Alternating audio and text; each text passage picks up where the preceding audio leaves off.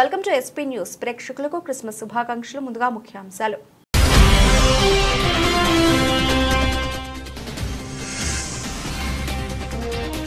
ఆఫ్ఘనిస్తాన్పై పాక్ వైమానిక దాడులు, 15 మంది మృత్యువాత.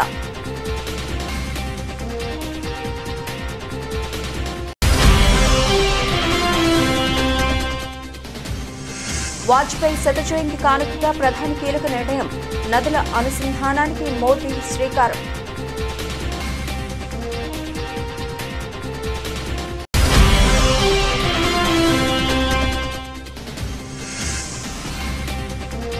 దేశవ్యాప్తంగా వెంకటేశ్వర ఆలయాలు, టీటీడీ బోర్డు మీటింగ్లో కీలక నిర్ణయాలు, ధర్మకర్తల మండలి సమావేశంలో పలు కీలక నిర్ణయాలకు ఆమోదం.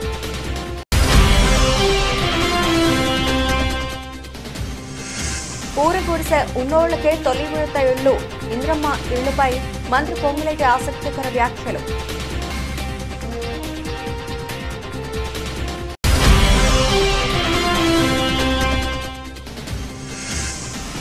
ఘనంగా క్రిస్మస్ వేడుకలు, పలువురు ప్రముఖుల శుభాకాంక్షలు, ప్రార్థనల్లో పాల్గొన్న జగన్ విజయమ్మ.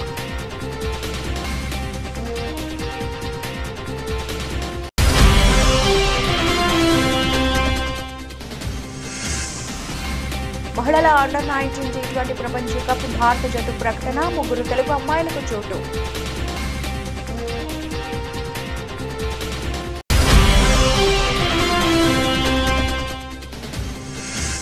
పెరుగుతున్న డిజిటల్ చెల్లింపుల ట్రెండ్, 33% పెరిగిన యూపీఐ క్యూఆర్ లావాదేవీలు.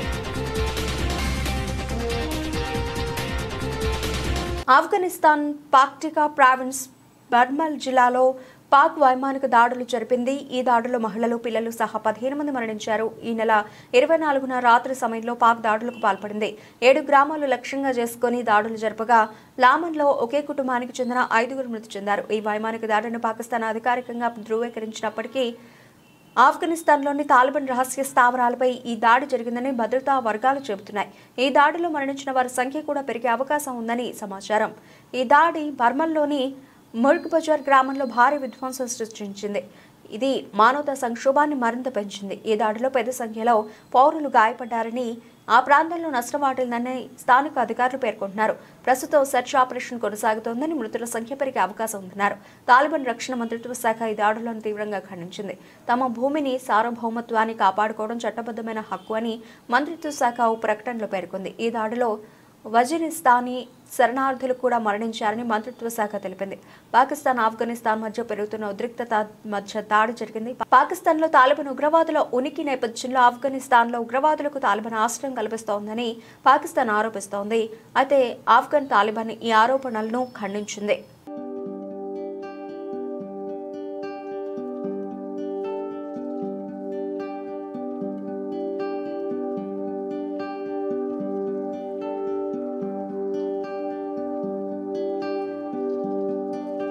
మాజీ ప్రధాని అటల్ బిహారీ వాజ్పేయి 100వ జన్మదినం సందర్భంగా భారత ప్రధాని నరేంద్ర మోదీ పలు కీలక ప్రాజెక్టులకు శంకుస్థాపన చేయనున్నారు.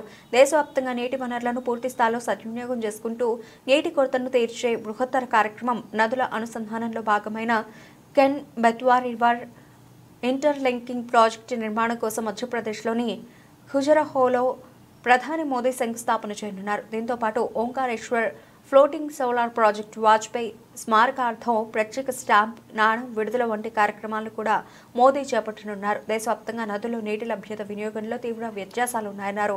కొన్ని నదుల్లో నీటి లభ్యత తక్కువగా ఉండి దానిపై ఆధారపడే ప్రజలు ఎక్కువ సంఖ్యలో ఉంటున్నారు. కొన్ని నదుల్లో నీరు వృధాగా సముద్రంలో కలిసిపోతోంది.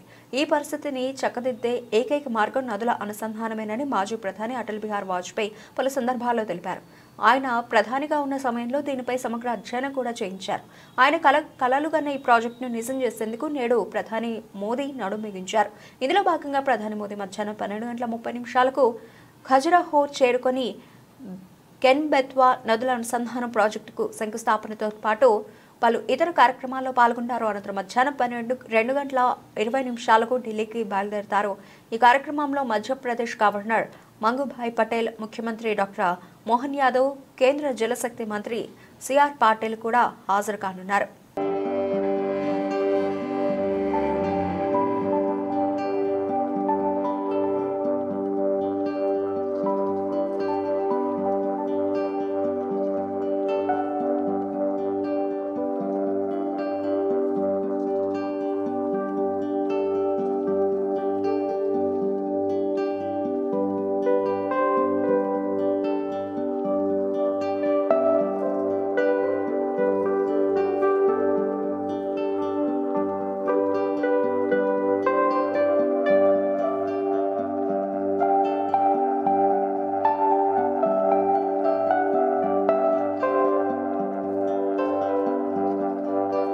దేశవ్యాప్తంగా పలు ప్రాంతాల్లో వెంకటేశ్వర ఆలయాల నిర్మాణానికి చర్యలు చేపడుతున్నట్టు టీటీడీ చైర్మన్ బిఆర్ నాయుడు వెల్లడించారు. మంగళవారం తిరుమల అన్నమయ్య భవనంలో జరిగిన ధర్మకర్తల మండలి సమావేశంలో పలు కీలక నిర్ణయాలు తీసుకున్నట్లు తెలిపారు. స్విమ్స్ దవాఖానాల్లో మెరుగైన వైద్య సేవలు, జాతీయ హోదా కోసం కేంద్ర ప్రభుత్వానికి సిఫార్సు, కాలినడక భక్తులకు వైద్య సేవలు, క్యాంటీన్ల నిర్వహణకు నూతన విధానం, అన్నప్రసాదాలకు 258 మంది సిబ్బంది, కంచి కామకోటి పీఠం సంప్రదాయ పాఠశాలకు ఎస్వి విద్యాదాన ట్రస్ట్ నుంచి 2 కోట్ల రూపాయల ఆర్థిక సాయం, సర్వదర్శనం క్యూ లైన్లలో 3.36 కోట్ల రూపాయలతో 6 టాయిలెట్ బ్లాకుల నిర్మాణం, ఒంటిమిట్ట కోదండ రామాలయం విమాన గోపురానికి 43 లక్షల రూపాయలతో బంగారు కలశం ఏర్పాటుకు నిర్ణయించినట్లు వివరించారు. స్వామివారి అన్నప్రసాదానికి సూర్య పవన్ కుమార్ అనే భక్తుడు టీటీడీ ట్రస్టుకు 1,10,116 రూపాయలు విరాళంగా అందించారు. ఈ మేరకు ఆలయ ఈవో శ్యామలరావు, అదనపు ఈవో సిహెచ్ వెంకయ్య చౌదరికి డీడీని అందజేశారు. ఈ సందర్భంగా వారు దాతను అభినందించారు. సోమవారం స్వామివారిని 65,656 మంది భక్తులు దర్శించుకున్నట్టు ఆలయ అధికారులు వెల్లడించారు. స్వామివారికి 4.15 కోట్ల రూపాయల ఆదాయం సమకూరినట్టు తెలిపారు. భక్తుల దర్శనానికి కసరత్తు జరుగుతోందన్నారు టీటీడీ చైర్మన్ బిఆర్ నాయుడు. ఇంకా 2-3 నెలలు సమయం పట్టొచ్చన్నారు. ఇటు వైకుంఠ ద్వార దర్శనానికి ముమ్మర ఏర్పాట్లు జరుగుతున్నట్లు చెప్పారు. గౌరవ ముఖ్యమంత్రి వర్యులు శ్రీ నారా చంద్రబాబు నాయుడు గారు టీటీడీ యాక్టివిటీస్ ఇంటర్నేషనల్ గా తీసుకువెళ్ళాలి, ప్రపంచ స్థాయిలో అనేక దేశాల్లో మనము టీటీడీ దేవాలయాలు, టీటీడీ యాక్టివిటీస్ చేయాల్సిన అవసరం ఉంది. కానీ ఏదన్నా మనము దేశంలో ఏమన్నా యాక్టివిటీ చెకప్ చేసినట్లు, లేకపోతే దేవాలయాన్ని కట్టినప్పుడు అక్కడ ఉన్న ఆర్థిక పరిస్థితులు అవన్నీ కూడా మనము టీటీడీ మీద ఏం భారం పడుతుంది, ఏమిటి ఫీజిబిలిటీ ఏంటి, ఇవన్నీ కూడా చూసుకోవాల్సిన అవసరం ఉంది. దానికి మార్గదర్శకాలు ప్రిపేర్ చేయమని చెప్పేసి ముఖ్యమంత్రి గారు చెప్పడం జరిగింది. దాని ప్రకారం ఒక కమిటీ వేసి ఆ కమిటీ ద్వారా ఏ విధంగా చేయాలి, గైడ్ లైన్స్ చేయాలి అనేది కూడా చెప్పడం జరిగింది. దాని ప్రకారం ఒక కమిటీని వేయడానికి కూడా ఈరోజు బోర్డులో అప్రూవల్ చేయడం జరిగింది. ప్రతి స్టేట్ హెడ్ క్వార్టర్లో కూడా టీటీడీ వెంకటేశ్వర స్వామి దేవాలయం ఉండాలనేది కూడా వారి డైరెక్షన్. సో దాని ప్రకారం కూడా స్విమ్స్ అనేది టీటీడీ కింద ఉన్న సూపర్ స్పెషాలిటీ హాస్పిటల్, టీటీడీ నిర్వహిస్తున్న ఒక సూపర్ స్పెషాలిటీ హాస్పిటల్. దీనికి జాతీయ హోదా తీసుకురావడానికి, జాతీయ హోదా కోసం కేంద్ర ప్రభుత్వానికి ఒక రిజల్యూషన్ పంపించి దాని మీద మనం పర్సూ చేయాలి. కేంద్ర ప్రభుత్వాన్ని రాష్ట్ర ప్రభుత్వం ద్వారా మనము ఒక విజ్ఞప్తి పంపించాలనేది కూడా ఒక నిర్ణయం చేయడం జరిగింది. ఇన్స్టిట్యూట్ ఆఫ్ నేషనల్ ఇంపార్టెన్స్ అని అంటారు. సో ఈ స్కీమ్ ద్వారా వెళితే మనం చేస్తున్న చారిటబుల్ యాక్టివిటీస్ ఏమైతే ఉన్నాయో, మనం పేద ప్రజలకు అందిస్తున్న సేవలు ఏవైతే ఇస్తున్నామో అవన్నీ కూడా కేంద్ర ప్రభుత్వం నుంచి వస్తున్న ఆర్థిక సహాయంతో ఇంకా బాగా చేయడానికి మనకు అవకాశం ఉంది. దానికోసం అనేది ఆ ప్రపోజల్స్ పంపించాలనేది. ఇంటి జాగా ఉండి పూరి గుడిసెలు, కచ్చే ఇండ్లు ఉన్నవారికే తొలి విడత ఇందిరమ్మ ఇళ్లను మంజూరు చేస్తామని గృహ నిర్మాణ శాఖ మంత్రి పొంగులేటి శ్రీనివాసరెడ్డి వెల్లడించారు. వికలాంగులు, వితంతువులు తదితర నిరుపేదలకు మాత్రమే తొలి విడతలో ప్రాధాన్యం ఇస్తామని తెలిపారు. హైదరాబాద్ లో మంగళవారం గృహ నిర్మాణ సంస్థ అధికారులతో సమీక్ష నిర్వహించిన అనంతరం మంత్రి మీడియాతో మాట్లాడారు. కేంద్ర ప్రభుత్వ ఆర్థిక సాయంతో ఇందిరమ్మ ఇళ్ల పథకాన్ని అమలు చేస్తున్నట్లు పేర్కొన్నారు. కేంద్ర ప్రభుత్వం బ్రాండింగ్ వేసేందుకు తమకు ఎటువంటి భేషజాలు లేవని తెలిపారు. కేంద్రం యాప్ ద్వారా ఎంపిక కాని నిరుపేదలు ఎవరైనా ఉంటే వారికి రాష్ట్ర ప్రభుత్వం తరఫున ఇళ్లు మంజూరు చేస్తామని భరోసా ఇచ్చారు. ఇళ్ల మంజూరు కోసం 80 లక్షల దరఖాస్తులు వచ్చాయని, శాస్త్రీయ పద్ధతిలో అత్యంత పారదర్శకంగా లబ్ధిదారుల ఎంపిక జరుగుతుందని తెలిపారు. ఇప్పటి వరకు 32 లక్షల దరఖాస్తుదారుల వివరాలను సేకరించగా తొలి విడతలో 4.5 లక్షల ఇళ్లు నిర్మించనున్నట్లు తెలిపారు. వచ్చే 4 గంటలలో 20 లక్షల ఇళ్లు మంజూరు చేస్తామని హామీ ఇచ్చారు. వచ్చే ఏడాది జనవరి మొదటి వారం కల్లా మొత్తం 80 లక్షల మంది దరఖాస్తుదారుల వివరాలను సేకరిస్తామని, ఇప్పటికే జిల్లాల వారీగా ప్రాజెక్టు డైరెక్టర్లను నియమించామని వివరించారు. ఎంపికైన వారికి 4 విడతల్లో 5 లక్షల రూపాయలు చెల్లిస్తామని చెప్పారు. అలాగే లబ్ధిదారుల ఎంపికకు సంబంధించిన విధి విధానాలను త్వరలోనే వెల్లడిస్తామని, ఫిర్యాదుల స్వీకరణకు 1-2 రోజుల్లో వెబ్సైట్ను ప్రారంభిస్తామని, త్వరలో టోల్ ఫ్రీ నెంబర్ను కూడా అందుబాటులోకి తెస్తామని తెలిపారు. గతంలో నిర్మాణం చేపట్టి అసంపూర్తిగా ఉన్న ఇళ్లను కూడా పూర్తి చేస్తామని అన్నారు. ఇల్లు పొందేందుకు రేషన్ కార్డుతో పని లేదని, యాప్లో నమోదు చేసిన వివరాలు గ్రామ సభల ఆధారంగా లబ్ధిదారుల ఎంపిక జరుగుతుందని అన్నారు. దీన్ని లాంగ్ విజన్తో పర్ఫెక్ట్ గా బెనిఫిషరీని ఐడెంటిఫై చేయడం కోసం ఈ యాప్ని ఏర్పాటు చేసి కేంద్ర ప్రభుత్వం నుంచి అది అర్బన్ కావచ్చు, రూరల్ కావచ్చు, ఆ అమౌంట్ తక్కువ కావచ్చు, వారు ఏ రకమైన కోరికలు కోరినా ఆ కోరికల్లో ఫిట్ అయ్యే విధంగా ఈ యాప్ ద్వారా ఎలిజిబుల్ అయ్యే వాళ్ళని మనం కట్టించే వాటిలలో ఆ కేంద్ర ప్రభుత్వం నుంచి వచ్చే నిధులను కూడా ₹1 కూడా మిస్ కాకుండా వాళ్ళ బ్రాండింగ్ కావాలన్నా కూడా ఈ రాష్ట్ర ప్రభుత్వము బేషరతుగా యాక్సెప్ట్ చేసి దాంట్లో ఫిట్ అయ్యే కాన్సెప్ట్స్ అన్నిటినీ ఈ యాప్లో ఇన్కార్పొరేట్ చేసి ఈ యాప్తో ఇప్పటికీ 32 లక్షల మంది పూర్తయింది. ఈ నెలాఖరికి మ్యాక్సిమం 75-80% కంప్లీట్ అవుతుంది. ఇదే టెంపోలో 4th, 5th కల్లా, జనవరి 4th, 5th కల్లా నాకు తెలిసి టోటల్ 80 లక్షల మంది డేటా రాష్ట్ర ప్రభుత్వం ఎవరైతే ఇళ్లు కావాలని అడిగారో వాళ్ళందరి డేటా ఈ రాష్ట్ర ప్రభుత్వం దగ్గరకు చేరటం జరుగుద్ది. దానిని యుద్ధ ప్రాతిపదికంగా బెనిఫిషరీస్ ని ఫస్ట్ 4.5 లక్షలని poor of the poor identify చేస్తాం. కేంద్ర ప్రభుత్వం నుంచి ఎక్కడైనా ఎలిజిబుల్ ఉన్నోళ్ళు మిస్ అయినా, వాళ్ళు రిజెక్ట్ చేసినా, రాష్ట్ర ప్రభుత్వం నుంచి కేంద్ర ప్రభుత్వం ఇలేదు కాబట్టి వాళ్ళు ఇస్తున్న 70,000 రూపాయలు, 1,50,000 అని మేము చేతులు దులుపుకోకుండా ఎలిజిబుల్ ఉన్న వాళ్ళు ఏ కారణం చేతైనా కేంద్ర ప్రభుత్వం రిజెక్ట్ చేసినా రాష్ట్ర ప్రభుత్వం నుంచి 5 లక్షల రూపాయలు ఇస్తామన్న అమౌంట్ పర్ఫెక్ట్ గా 4 విడతల్లో ఈ ప్రభుత్వం ఇవ్వటానికి గౌరవ ముఖ్యమంత్రి రేవంత్ రెడ్డి గారు ఆల్రెడీ సూచనలు ఇవ్వటం జరిగింది. దీంతో పాటు ఇది 4 విడతలుగా పేమెంట్ ఇస్తున్నాము, అనేక పర్యాయాలుగా చెప్పాము. సొంత స్థలము ఉన్న వాళ్ళకి తక్కువలో తక్కువ 400 చదరపు అడుగులు ఇల్లు కట్టుకోవాలి. దాంట్లో ఒక బాత్రూము, ఒక కిచెన్ ఉండాలి. డిజైన్ అంటూ ప్రభుత్వం ఏమీ నిర్ణయించలేదు. 400 చదరపు అడుగుల కంటే వారి ఆర్థిక స్తోమత బాగుంటే ఎక్కువ కట్టుకున్నా ప్రభుత్వానికి ఏ రకమైన అభ్యంతరం లేదు.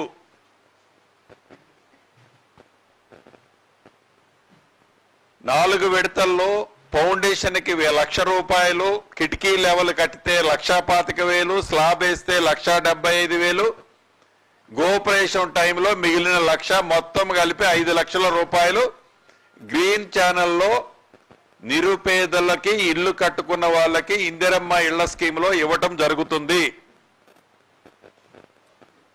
నాకు తెలుసు, రాష్ట్ర ప్రజలకి తెలుసు, మీడియా మిత్రులకి తెలిసి ఆర్థిక పరిస్థితి రాష్ట్ర ప్రభుత్వం బాగలేకపోయినా తల తాకట్టు పెట్టైనా ఇందిరమ్మ ఇళ్ల స్కీమ్ని, పేదోడి కలని నెరవేర్చే దాంట్లో ఈ ప్రభుత్వము ఒక్క అడుగు కూడా వెనక్కి వేయదు. ఇందిరమ్మ కమిటీలు ఏవైతే ఉన్నాయో గ్రామ సభ పెట్టినప్పుడు ఎలిజిబుల్ ఉన్నోళ్ళని ఐడెంటిఫై చేసే దాంట్లో పూర్ ఆఫ్ ది పూర్ పీపుల్నే ఐడెంటిఫై చేసుకోవాలి. ఏ రకమైన ప్రలోభాలు ఈ ఇందిరమ్మ స్కీములో ఉండొద్దు.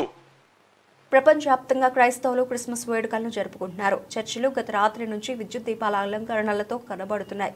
కేరళలోని ఎర్నాకులంలోని Saint province of Assisi Roman Catholic metropolitan కేథడ్రాల్ను లైట్లు, క్రిస్మస్ క్రిబ్లతో అందంగా అలంకరించారు. మెదక్ కేథడ్రాల్ చర్చిలో క్రిస్మస్ వేడుకలు ఘనంగా జరుగుతున్నాయి. తెల్లవారుజామున 4:30 ప్రాతకాల ఆరాధనతో మెదక్ చర్చిలో క్రిస్మస్ మహోత్సవం ప్రారంభమైంది. చర్చి ఆనవాయితీ ప్రకారం సెలువను ఊరేగింపుగా తీసుకొచ్చి ప్రతిష్ఠించారు.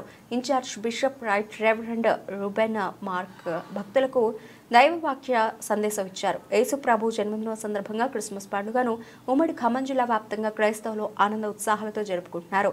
ఈ పండుగకు సర్వాంగ సుందరంగా చర్చిలు ముస్తాబయ్యాయి. క్రైస్తవ మందిరాల్లో ప్రత్యేక ప్రార్థనలు జరుగుతున్నాయి. ఈ సందర్భంగా ఖమ్మం నగరంలోని సిఎస్ఐ చర్చిలో వ్యవసాయ శాఖ మంత్రి తుమ్మల నాగేశ్వరరావు వేడుకల్లో పాల్గొని ప్రార్థనలు చేశారు. మంత్రి మాట్లాడుతూ క్రైస్తవులందరికీ క్రిస్మస్ శుభాకాంక్షలు తెలిపారు. సర్వమానవాళికి శాంతి సందేశాన్ని ఇచ్చిన యుగకర్త యేసుక్రీస్తు జన్మదినం ప్రపంచానికి పండుగ దినం. క్రిస్మస్ పర్వదినం సందర్భంగా క్రైస్తవ సోదర సోదరిమణులకు తన శుభాకాంక్షలు తెలియజేశారు. ప్రేమ మార్గంలో ఎవరి మనసునైనా జయించవచ్చునని తన జీవితం ద్వారా నిరూపించిన క్రీస్తు మార్గంలో నడుస్తూ సాటి మనిషికి మేలు చేయడమే మన ముందున్న కర్తవ్యం. ప్రేమ, కరుణ, సహనం, దయ, త్యాగ గుణాలను అలవాటు చేసుకుని జీవితాన్ని శాంతిమయం చేసుకుందాం. సర్వమానవాళికి మేలు కలగాలని ప్రభువును ప్రార్థిద్దామని ఆంధ్రప్రదేశ్ ముఖ్యమంత్రి చంద్రబాబు నాయుడు ట్వీట్ చేశారు.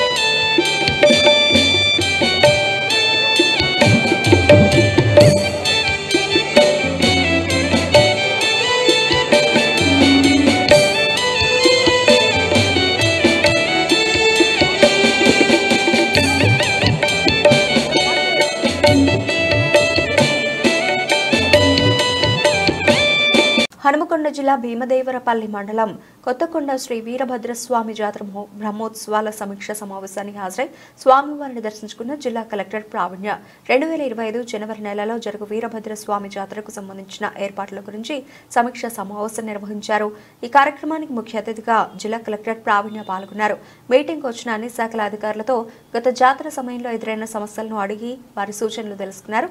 కలెక్టర్ మాట్లాడుతూ అన్ని శాఖల అధికారులు సమన్వయంతో కలిసి పనిచేయాలని, భక్తులకు ఎలాంటి ఇబ్బంది లేకుండా తగు జాగ్రత్తలు తీసుకోవాలని సూచించారు. ప్రతి శాఖ వారు 24 గంటలు అందుబాటులో ఉండాలని, ఎవరు కూడా నిర్లక్ష్యంగా ఉండకూడదని, మీకు కావాల్సిన సిబ్బందిని అలాగే ఇతర సామాగ్రిని సిద్ధంగా ఉంచుకోవాలని పలు సూచనలు చేశారు. ఈ సమీక్షా సమావేశంలో జిల్లా అన్ని శాఖల ఉన్నతాధికారులు పాల్గొన్నారు. ఆర్డీఓ గారు, ఈఓ గారు, డిస్ట్రిక్ట్ ఆఫీసర్స్, ఏసీపీ గారు, excise, RMRTC, DPO, ERMD, DW, DMHO and all the officers present here and press media మిత్రులకి, సిబ్బంది అందరికీ కూడా నమస్కారం. ఈ మీటింగ్ మినిస్టర్ గారి రిక్వెస్ట్ మీద కండక్ట్ చేయడం జరుగుతుంది. ఎందుకంటే నెక్స్ట్ మంత్ జాతర ఉంది కాబట్టి ఒకసారి అరేంజ్మెంట్స్ అన్ని రివ్యూ చేయమని రిక్వెస్ట్ చేశారు సార్.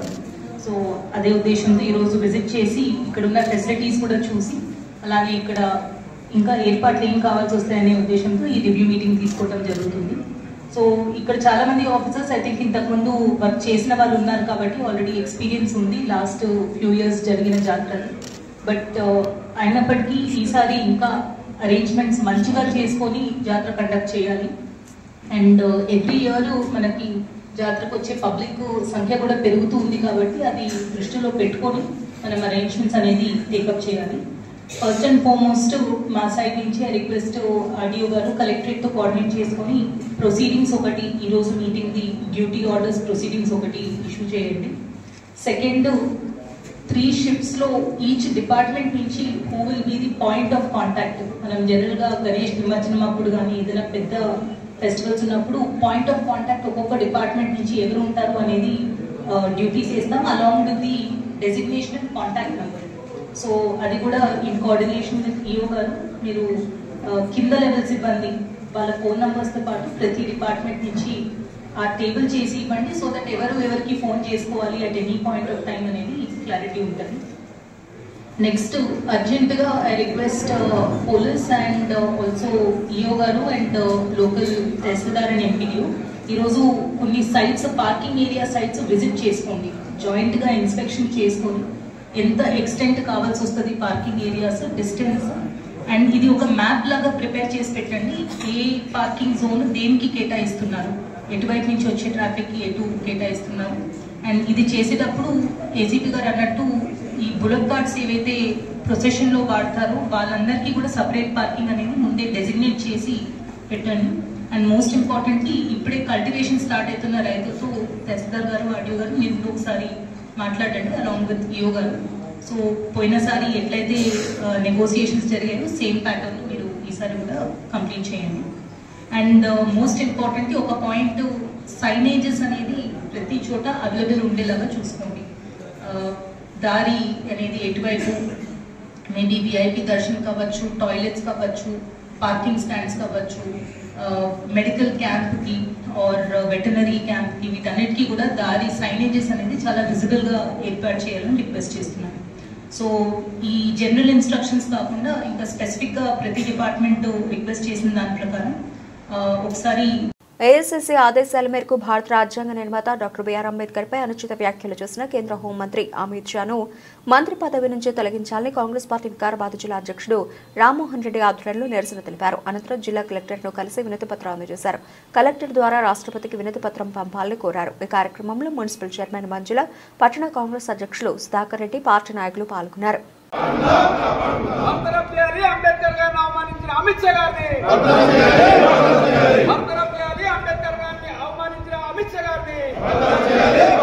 ఖమ్మం జిల్లా వైరా మండలం స్నానాల లక్ష్మీపురం గ్రామంలో డిప్యూటీ సీఎం మల్లుభట్టి విక్రమార్క పర్యటించారు.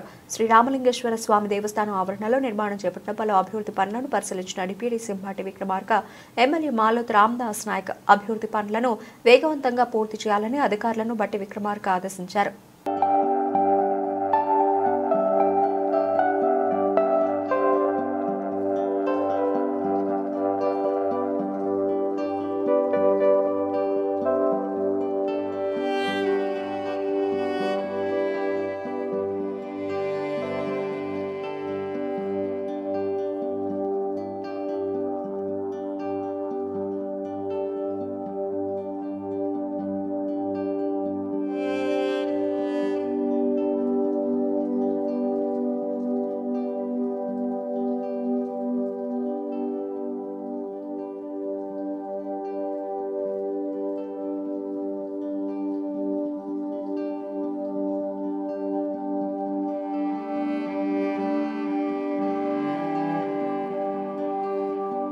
మలేషియాలోని కౌలాలంపూర్ వేదికగా జనవరి 18 నుంచి మహిళల అండర్-19 T20 ప్రపంచ కప్ ప్రారంభం కానుంది.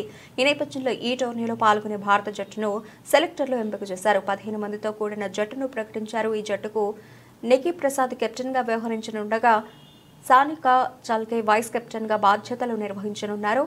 15 మంది సభ్యులు గల బృందంలో 3 తెలుగు అమ్మాయిలకు చోటు దక్కింది. హైదరాబాద్కు చెందిన గొంగడి త్రిష, కేసరి ధృతితో పాటు విశాఖపట్నంకు చెందిన షబ్నంలో మహిళల అండర్-19 ఆసియా కప్ క్రికెట్ టోర్నీలో మొత్తం 16 జట్లు పాల్గొననున్నాయి. 4 స్లాట్ల చొప్పున 4 గ్రూపులుగా విభజించనున్నారు. ప్రతి గ్రూపులో తొలి 3 స్థానాల్లో నిలిచిన జట్లు సూపర్ 6 దశకు చేరుకుంటాయి. 12 జట్లు సూపర్ 6కు చేరుకోగా వాటిని 2 గ్రూపులుగా విభజిస్తారు. 2 గ్రూపుల్లో టాప్ 2గా నిలిచిన జట్లు సెమీస్కు చేరుకుంటాయి. జనవరి 18 నుంచి ఫిబ్రవరి 2 వరకు టోర్నీ జరగనుంది. నికీ ప్రసాద్, సానికా చాల్కే, గొంగడి త్రిష, కమలిని, భవిక అహిరే, ఈశ్వరి అవసరే, మిథిలా వినోద్, జోషితా విజయ్, సోనం యాదవ్, పర్ణికా సిసోడియా, కేసరి ధృతి, ఆయుషి శుక్లా, ఆనందిత కిషోర్, షబ్నం, వైష్ణవి ఎస్ తదితరులు పాల్గొన్నారు.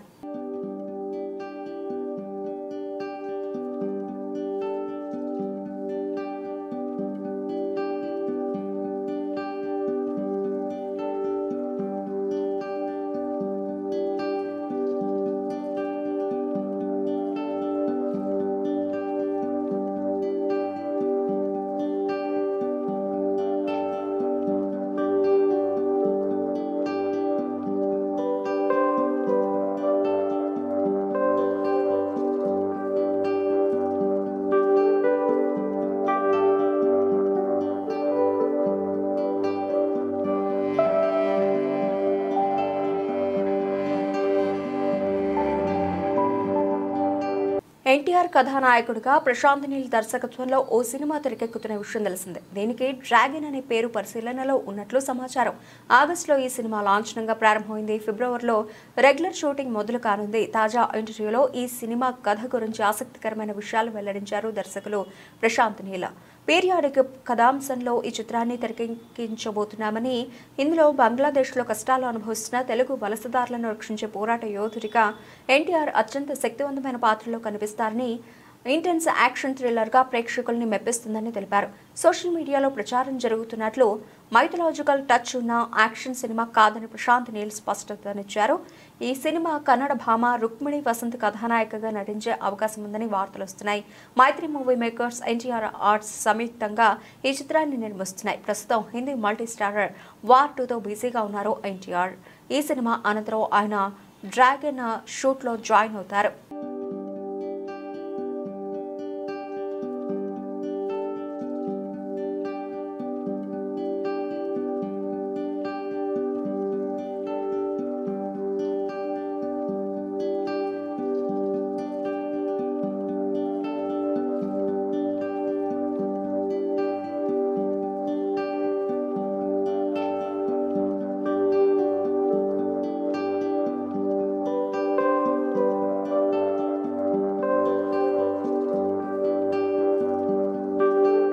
ఏడాది సెమీ అర్బన్తో పాటు గ్రామీణ ప్రాంతాల్లోని రీటైల్ షాపుల్లో యూపీఐ క్యూఆర్ లావాదేవీలు 33% పెరిగాయి. దేశంలో డిజిటల్ చెల్లింపుల ట్రెండ్ పెరుగుతుందనడానికి ఇదే నిదర్శనమని పెనియర్ బాయ్ విడుదల చేసిన నివేదిక చెబుతోంది. వ్యాపార రుణాలు, వ్యక్తిగత బంగారు రుణాలు, ఈ ప్రాంతాల్లో సులభ నిబంధనలపై రివాల్వింగ్ ఇచ్చిన రుణాలతో సహా రుణ ఉత్పత్తుల్లో 297% పెరుగుదల నమోదైంది. గ్రామీణ సెమీ అర్బన్ ప్రాంతాల్లో ఆర్థిక డిజిటల్ సేవలు అందిస్తున్న 10 లక్షల కంటే ఎక్కువ చిన్న రిటైలర్ల నుంచి సేకరించిన వాస్తవ లావాదేవీల డేటా ఆధారంగా నివేదికను రూపొందించింది. నివేదిక ప్రకారం బీమా పాలసీ కొనుగోలు, ప్రీమియం సేకరణ కోసం యూపీఐ క్యూఆర్ లావాదేవీల సంఖ్య ఏడాది జనవరి నుంచి నవంబర్ వరకు 127% పెరిగింది. అలాగే కొత్తగా 96% వినియోగదారులు పెరిగారు. పెనియర్ by MD CEO Anand Kumar Bajaj మాట్లాడుతూ బీమా, ఈ-కామర్స్, రుణాలు తదితర సేవలు అందించేందుకు అవసరమైన సాధనాలు అందించడం ద్వారా స్థానిక రిటైలర్లకు సాధికారత కల్పిస్తున్నట్లు పేర్కొన్నారు. మైక్రో ఏటీఎంలు, ఆధార్ ఆధారిత చెల్లింపుల వ్యవస్థ నుంచి నగదు ఉపసంహరణలు ఏడాది తగ్గుముఖం పట్టాయి. అలాగే పీఎం కిసాన్ వంటి పథకాల కింద నగదుల బదిలీ సమయంలో ఏఈపీఎస్ ద్వారా నగదు ఉపసంహరణలు 35 నుండి 45% పెరిగాయి. జమ్మూ కాశ్మీర్లో నగదు విత్డ్రాలు 74% పెరిగాయి.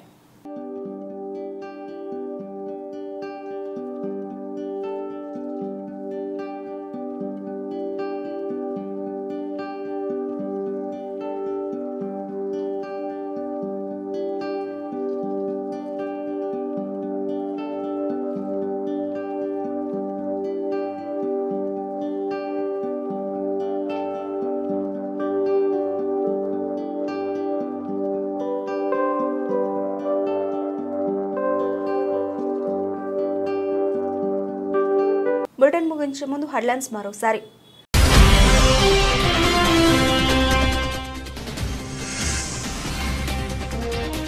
ఆఫ్ఘనిస్తాన్పై పాక్ వైమానిక దాడులు, 15 మంది మృత్యువాత.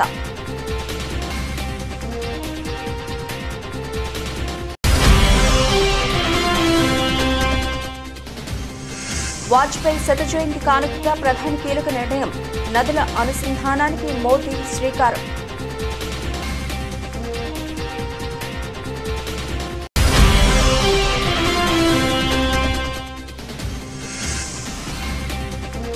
దేశవ్యాప్తంగా వెంకటేశ్వర ఆలయాలు, టీటీడీ బోర్డు మీటింగ్లో కీలక నిర్ణయాలు, ధర్మకర్తల మండలి సమావేశంలో పలు కీలక నిర్ణయాలకు ఆమోదం.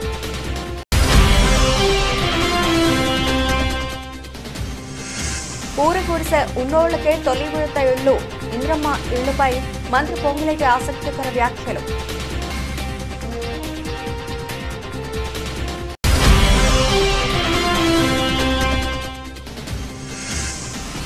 ఘనంగా క్రిస్మస్ వేడుకలు, పలువురు ప్రముఖుల శుభాకాంక్షలు, ప్రార్థనల్లో పాల్గొన్న జగన్ విజయమ్మ.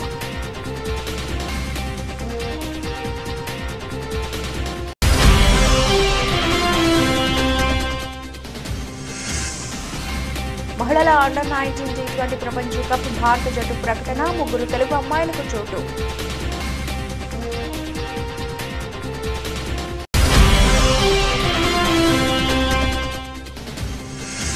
పెరుగుతున్న డిజిటల్ చెల్లింపుల ట్రెండ్, 33% పెరిగిన యూపీఐ క్యూఆర్ లావాదేవీలు. ఇవి ఇప్పటివరకు నవలసిన అప్డేట్స్. Keep watching.